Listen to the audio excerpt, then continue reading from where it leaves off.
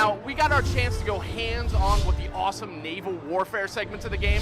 Where did that idea come from?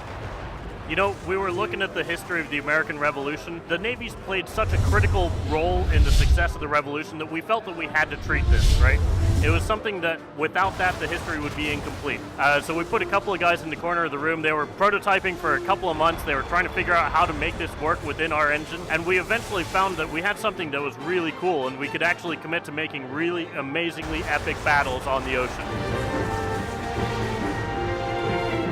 Controlling a ship, being in naval warfare, that is nothing like driving a car in Twisted Metal. It's nothing like flying a plane or a helicopter or even driving a tank. What are some of the differences that people are going to notice right away? First things that you'll find out is that the cannons are fixed sideways.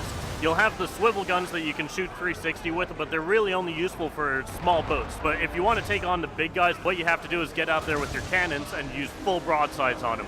So because you're fixed sideways with your cannons, you're going to have to be watching out where you're sailing and navigating into open ocean, and then aiming sideways straight off the side of the boats to take out those guys. You're going to really enjoy just using different ammo types for different effects. You know, you'll be able to bust out like the heat shot for close range, high damage impact stuff, chain shot to take out enemy masts.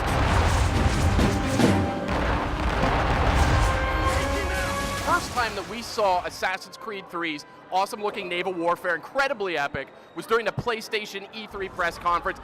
My jaw was on the floor. I know a lot of other people's were too. But today we saw something a little different. Not only do we get to go hands-on with that, today we saw a battle set in Chesapeake Bay. Really, this was a pivotal moment in the creation of the nation, right? This is where America was born, and that's why it was so exciting for us to be there and be able to bring that to you and let you play around in that moment. Well, Connor is there with his own agenda. He's not there to necessarily win the battle for the French or the British. He's there to hunt down a Templar who we've identified on one of the enemy boats. So he's there with his own agenda. But yeah, one of the big differences that you'll see with this is it's this intense foggy atmosphere. So you've got the flames in the background, that really dramatic orange backdrop. And we also got to see Connor board a ship and basically just rip limb from limb all these red coats that are on board before he finally gives the boat sort of a fiery farewell.